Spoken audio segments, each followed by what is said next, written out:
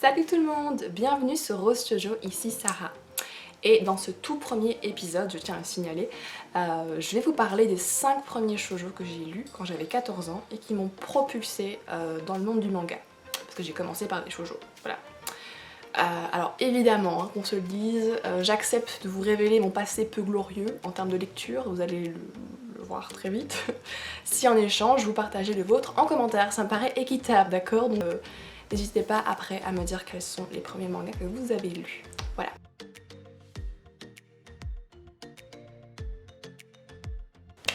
Alors, allons-y. Le tout premier manga que j'ai adoré, en fait c'était un animé. Voilà, ça commence bien. Mais à l'époque, je savais pas que les animés étaient souvent basés sur des mangas. Je savais même pas que c'était je savais même pas ce que c'était un manga en fait. Donc voilà, c'était un animé. Et c'était, attention, préparez-vous mentalement, c'était les Mew Mew Power. Je sais pas si vous connaissez, c'est un truc qui passait genre sur Jetix ou je sais même plus quelle chaîne c'était, mais c'est vraiment, dès que je rentrais de l'école, c'était là. Donc du coup, je courais comme une malade pour arriver à temps pour les Mew Mew Power. L'histoire, pour vous situer un petit peu, c'est celle de Zoé, c'est une jeune fille qui a, je ne sais même plus quel âge elle avait, qui va un jour être frappée d'un espèce de... Comment est-ce que ça allait donc? Je m'en souviens même plus. Toujours est-il qu'en gros, elle savait se transformer en héroïne avec des oreilles de chat et elle sauvait le monde de créatures qui étaient créées par des trois extraterrestres, dont un qui s'appelait Drain, dont j'étais complètement folle parce que déjà à l'époque j'avais un goût prononcé pour les bad boys, ça n'a pas changé, vous allez vous en rendre compte très vite. Et donc du coup moi je passais mon temps à shipper Zoé et Drain ensemble alors que l'héroïne avait un crush sur un mec qui s'appelait Marc et donc je me fichais mais totalement. Donc voilà, c'est pour vous dire qu'à la fin du show, quand forcément Drain et Zoé se séparent, j'étais brisée, voilà, j'étais brisée, il a fallu des mois pour que je me remette. Donc première grosse déception. Des années plus tard, quand j'ai enfin vu, j'ai revu les mangas en occasion, j'ai craqué. Donc du coup, je peux actuellement vous proposer le tome 1 qui ressemble à ça. Là vous avez une idée du look, n'est-ce pas? Vous voyez pourquoi j'ai un petit peu honte là. Mais bon, donc oui, forcément j'ai craqué, je les ai tous pris parce qu'ils étaient pas chers. Je me suis dit tiens, j'ai plein de sentiments positifs liés à cette série, donc voilà, ils sont dans ma bibliothèque. Et je vais sûrement les relire un jour puisqu'on a pas mal de temps libre en ce moment, n'est-ce pas? Donc voilà pour le premier animé manga que j'ai vu et que j'ai aimé. Ensuite, là c'est un vrai manga, il s'agit de Vampire Knight qu'on m'a un peu forcé à lire, hein, je vais pas vous le cacher, parce qu'en fait, petit background, à l'époque j'avais comme 14 ans et tous mes potes, mais d'un coup, se sont mis à lire des mangas. Genre, j'ai pas compris. À l'époque, j'ai dit mais pourquoi ils se sont tous coordonnés, c'était magique. Et donc, les temps de midi, les 50 maigres minutes de temps de midi qu'on avait, c'était un débat sur les mangas. Donc du coup, moi, j'étais vite, je savais pas trop quoi dire. Et donc, ma meilleure amie a eu pitié de moi et elle m'a dit, tiens, voilà, c'est le premier tome de Vampire Knight qui est juste ici. Hop, ça ressemble à ça. Ce magnifique montrage avec des reflets, je m'excuse, mais voilà, ça c'est Vampire Knight. Donc oui, elle m'a dit, voilà, lis-le et après on va en parler. Donc moi, elle m'a dépitée parce que j'étais toujours seule dans mes propres pensées midi, no comments, et du coup je l'ai lu et j'ai adoré. Parce que voilà, ça, je pense que c'était un peu obligé, il y avait des vampires, à l'époque j'étais fan de tout ce qui était surnaturel, donc forcément je voyais pas comment j'aurais pas pu l'apprécier.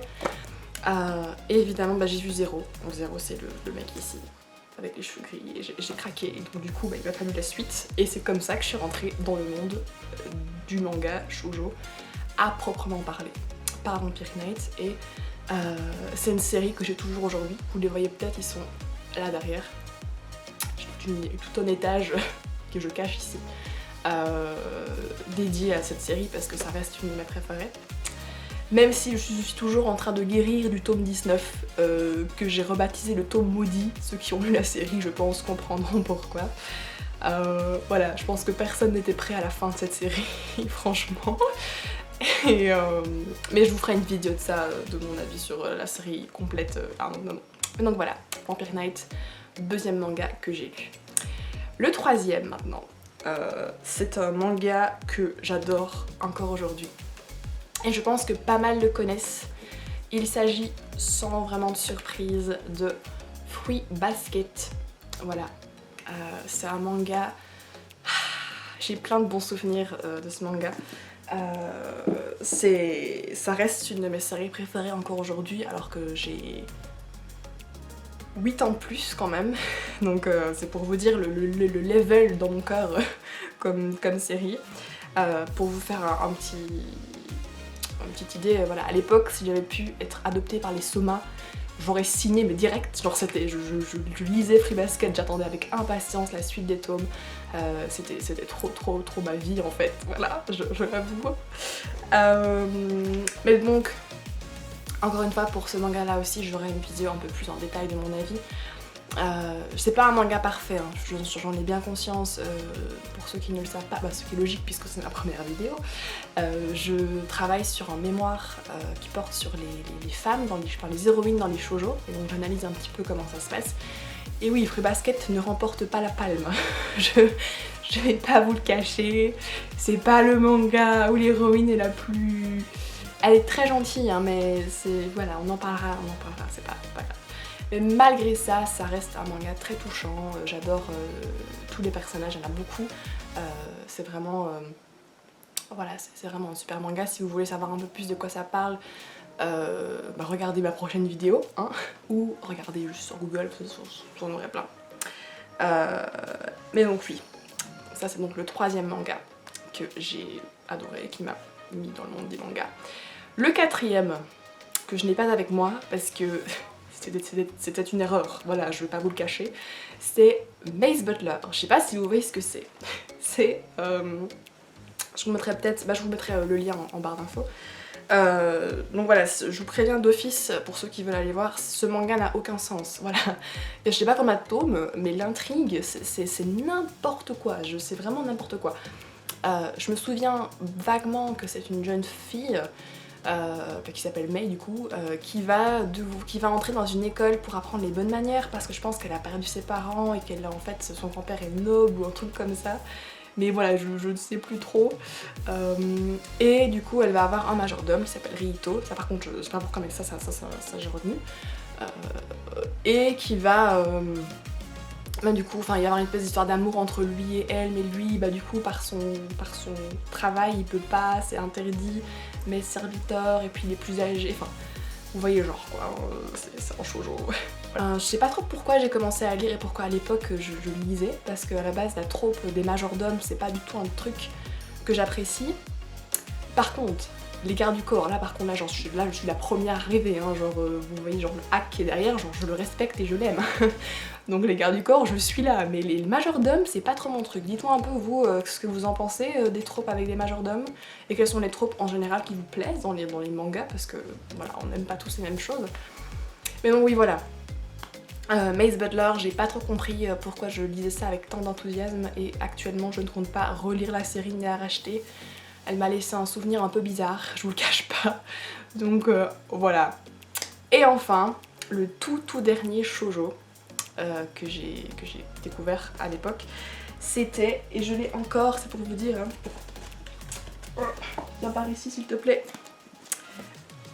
C'est Shugo Chara. Voilà, ce truc là, vous entendez même au son de ma voix, c'est adorable. C'est un manga mais adorable, il n'y a pas d'autre mot. C'est juste mais cutissime.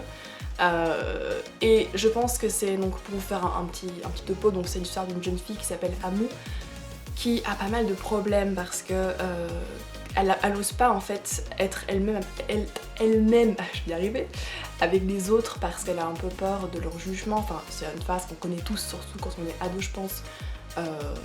Et du coup, elle ose pas trop être elle-même. Et c'est là que vont naître des espèces de petits Shugokara, je sais pas trop comment le dire. C'est des espèces de tout petits bonhommes qui représentent en fait notre personnalité intérieure, nos rêves, etc. Et elle va avoir ces trois petits œufs là, elle va intégrer un groupe dans son école de gardiens qui ont tous des Shugokara et qui vont combattre les mauvais caractères. Enfin bref, c'est un truc un peu de Magical Girl, trop mignon avec des transformations. C'est vraiment très chouette. Et c'est un manga que je recommande à n'importe quel âge parce que je trouve qu'il aborde des thèmes qui touchent n'importe qui, n'importe quand. Donc c'est vraiment savoir être soi-même, mais aussi croire en ses rêves, tout simplement. Hein. C'est un truc qui est un peu universel, mais qui, je pense que plus on grandit, plus c'est facile de l'oublier.